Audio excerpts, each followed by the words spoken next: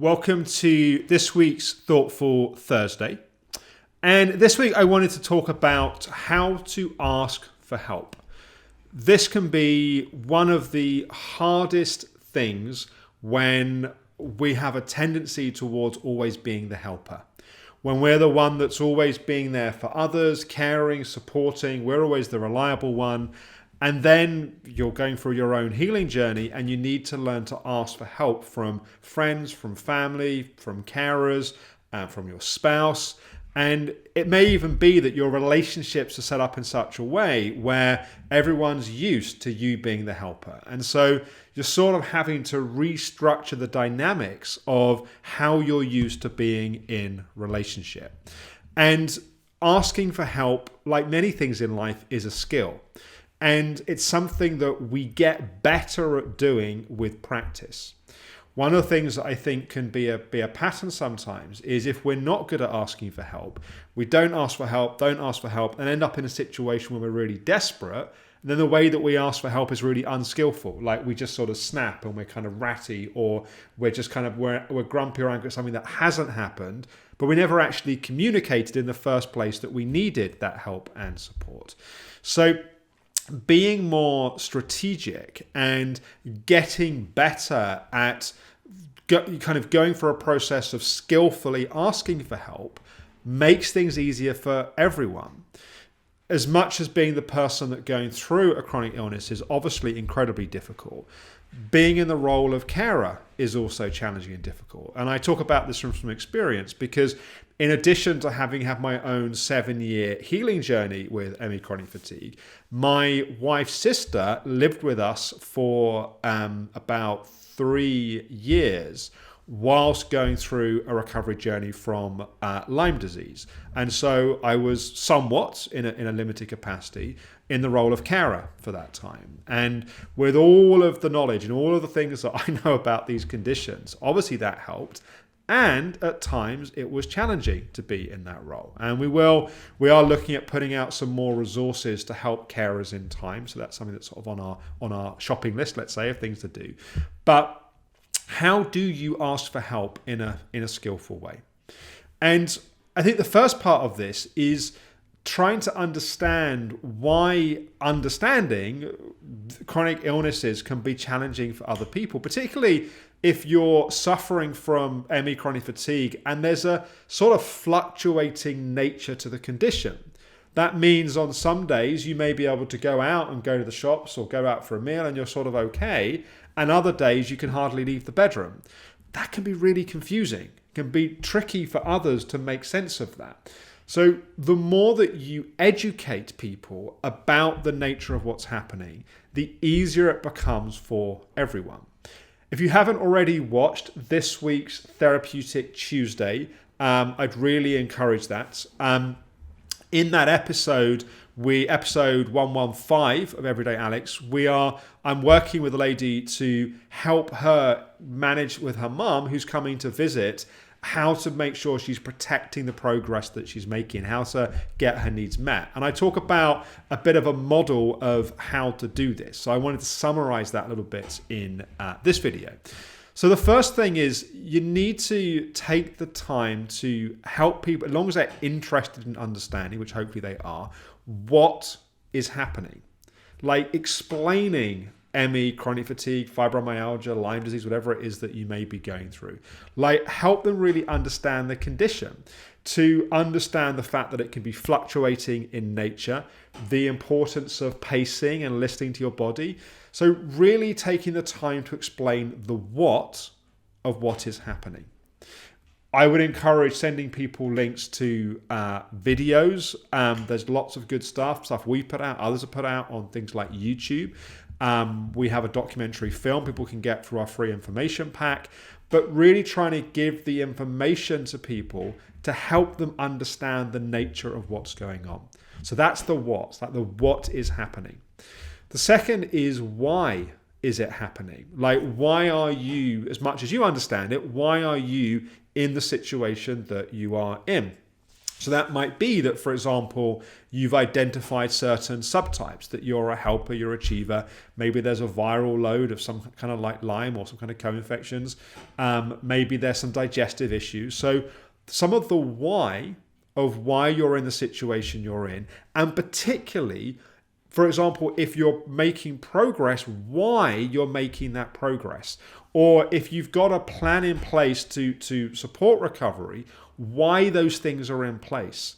So for example, if part of that is that you're really working on calming your nervous system, explaining why you're doing that and why that's important. And if that's a struggle to explain yourself, send links to videos, encourage people to watch stuff to educate themselves.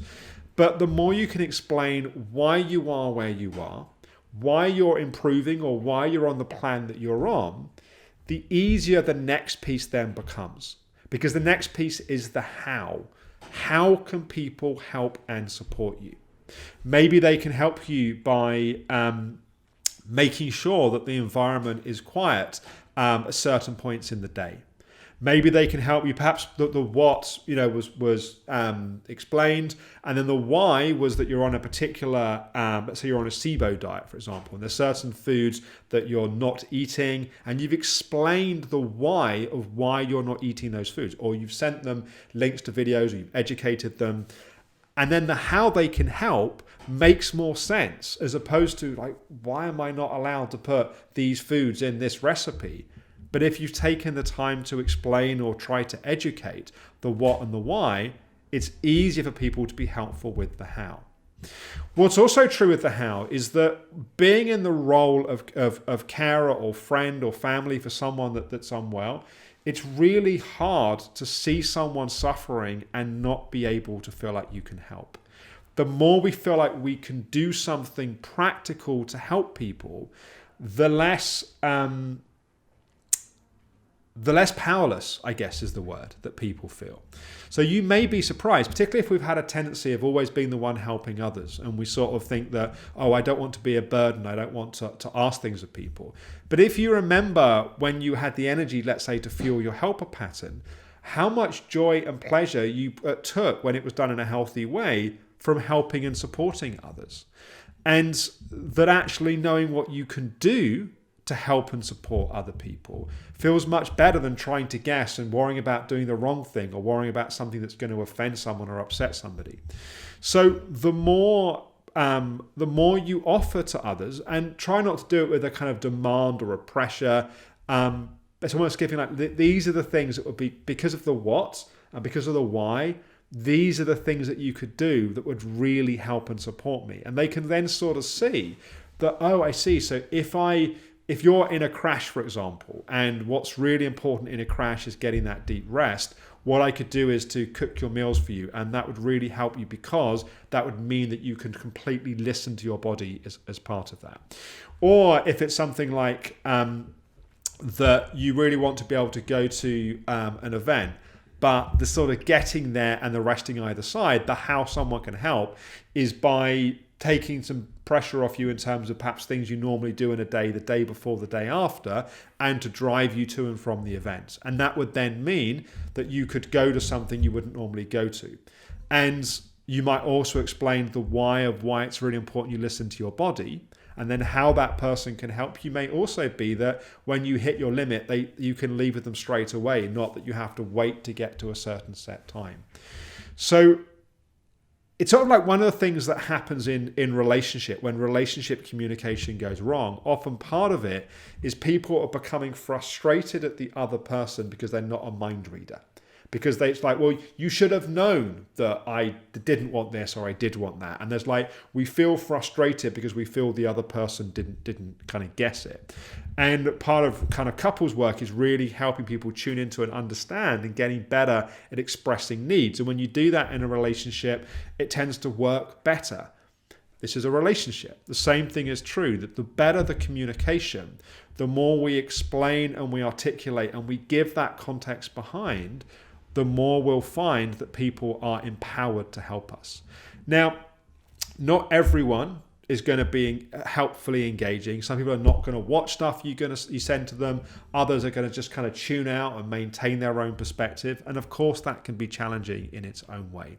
And, it's a whole other thing. Maybe we'll touch on it in future videos. But how to kind of break through sometimes when people are resistant in their perspective. Sometimes you can't break through. But I'd love to hear your comments of what helps you ask for help. Perhaps what are some of the wins when you've really struggled and you've managed to ask for help and that's been responded to in a really positive way. I'd love to hear some of your experiences around that. But yeah, what helps you ask for help? And there's a whole other piece here, which again, we'll cover elsewhere, around kind of self-worth and feeling deserving of help and support from others. Sometimes we feel like we're only of value in what we give, and therefore, if we're not giving, we're not allowed to receive. And if that's true for you, that's something we would definitely explore, I'm sure, in time as well. So I hope that's been helpful. Share your thoughts, share your comments. And tomorrow, I think we have another recovery story. And then next week, there's a week break on Everyday Alex. I have another writing week. I am making good progress on the book, which I'm very pleased to say. I hope to have another really productive week. But I will do some things on Instagram like I did last time. So I'll do some short, either daily or every day, but I'll try to every day or certainly do some short videos on there as well. So if you don't follow me on Instagram, please do. And I will talk to you tomorrow, and then there'll be the week off, and then we'll be back. And the new filmed sessions with the kind of stories between and around, they're coming soon. They might start the week after next. I've got a feeling we might need another few weeks. But yeah, I'm really excited to share those as well. Thanks for watching, and I will talk with you tomorrow.